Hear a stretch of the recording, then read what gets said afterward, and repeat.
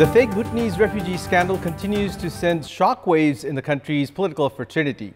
Arrest warrants were issued in the name of Pratik Thapa, the son of former Home Minister Rambahadur Thapa and former lawmaker Ang Tawa Sherpa earlier today.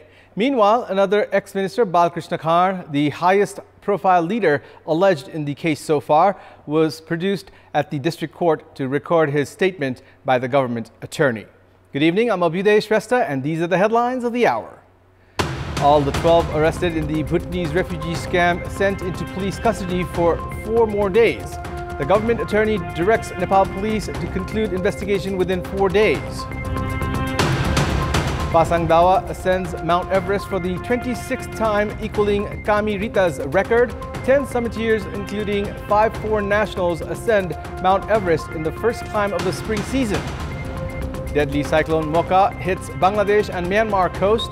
The powerful cyclone triggers heavy rain and winds of up to 120 miles per hour in the region. And Barcelona could clinch the Spanish La Liga tonight as they take on Espanyol. The match against Espanyol seen as first of the 5-match points.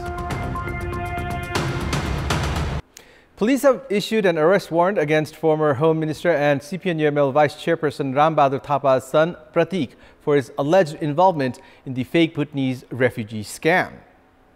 It has been revealed that Thapa's son Pratik was in contact with the gang involved in the scam and financial transactions were made.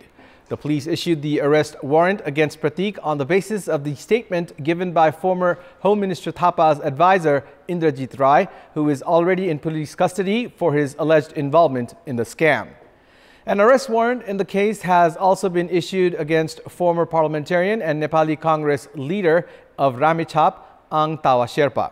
Sherpa is alleged of taking money from various people to send them to the United States and meeting members of the gang involved in the scam.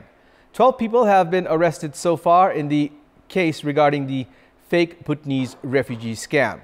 Although an arrest warrant has been issued against former Deputy Prime Minister Top Bahadur Raemaji, he has been absconding. Meanwhile, the government attorney has directed Nepal police to conclude the investigations into the refugee scam within 4 days and furnish a report.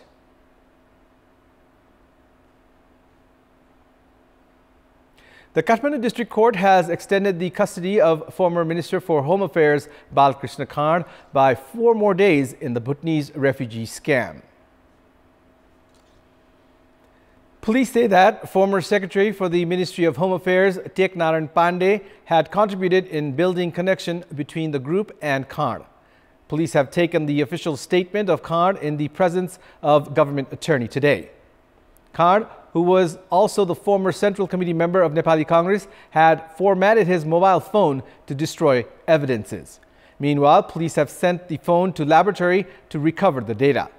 Likewise, disputes have surfaced within Nepali Congress as various leaders have started criticizing former Prime Minister and Party President Sher Bahadur Deuba for maintaining silence at a time when Khan, who served as the Home Minister during Deuba's term, has been arrested. Sources have said that one of the faction of the party had met with Deuba and warned him for being concerned only about his wife and Congress leader Arju Rana's alleged involvement in the case while remaining silent about Khan's situation.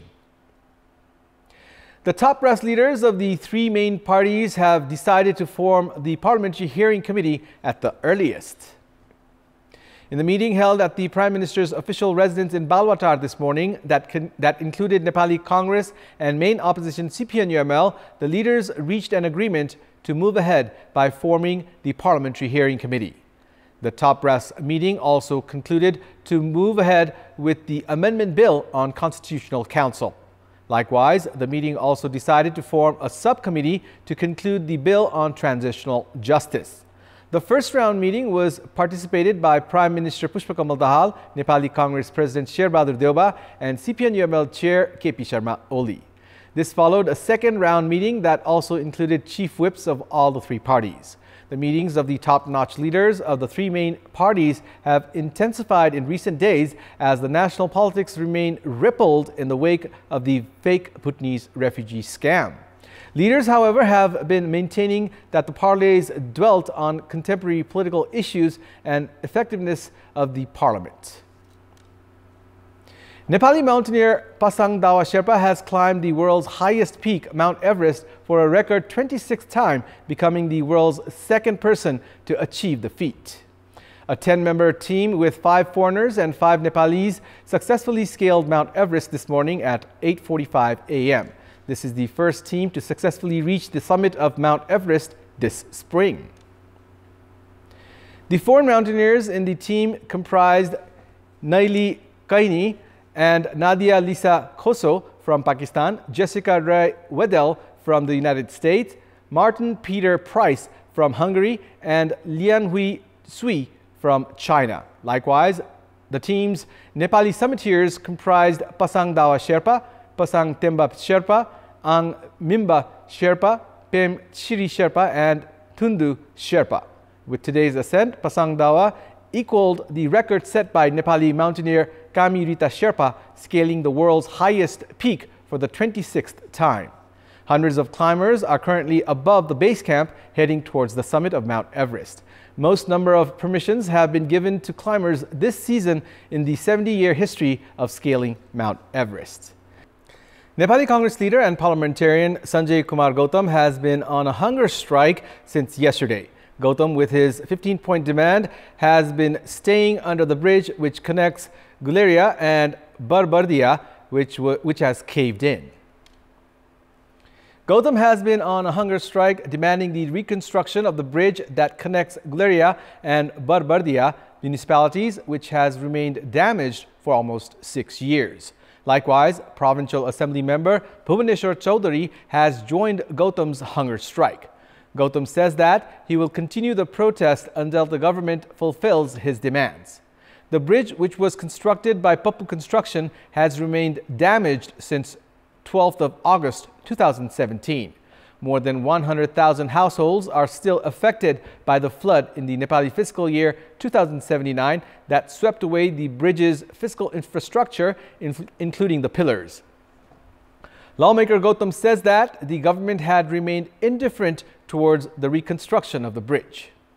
It's time now for our segment Public Pulse, where you text us with your opinion. Public Pulse. Here's the question. What can be done to do away with the compulsion of going abroad for treatment? Your options are A. Invest on infrastructure, B. Reliable service, and C. Manage human resources.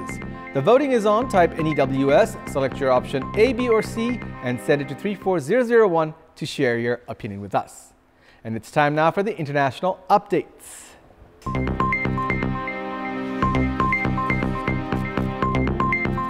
A powerful cyclone has struck the coastlines of Bangladesh and Myanmar after intensifying into the equivalent of a Category 5 storm. Cyclone Mocha has brought heavy rain and winds of up to 195 kilometers per hour or 120 miles per hour, which could see dangerous flooding on land around the Bay of Bengal. Storm surges of up to 4 meters could swamp villages in low-lying areas. Forecasters warned Cyclone Mocha could be the most powerful storm seen in Bangladesh in nearly 2 decades. About 500,000 people have been evacuated to safer areas. Heavy rain and driving winds began battering the region as the storm system moved to the coast, with reports of increasing disruption near the city of Sitwe in Myanmar. Electricity and Wi-Fi connections were disrupted across much of the Sitwe area, where videos show the tide rising dramatically and carrying debris down flooded streets. Rescue teams in Sitwe said they were receiving distress calls from people trapped by flooding, but that it was still too dangerous for them to provide help.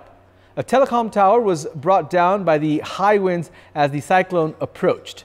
Local media reported that a 14-year-old boy was killed by a falling tree in Myanmar's Rakhine state, while there are reports of damaged and collapsed buildings in various parts of Myanmar. Also in Bangladesh, gale force winds started to blow, accompanied by heavy rain. In Cox's Bazar, the streets emptied out as the storm started to pick up, with trees swaying in the wind and skies getting darker. Many shelters set up in schools and monasteries in Cox's Bazar are now full and overcrowded. A truce between Israel and the militant Islamic Jihad group officially came into effect late last night with an Egyptian-mediated ceasefire agreement meant to end the worst episode of cross-border fire since a 10-day war in 2021. As fighting tapered off, streets in Gaza that had largely been deserted filled with Palestinians.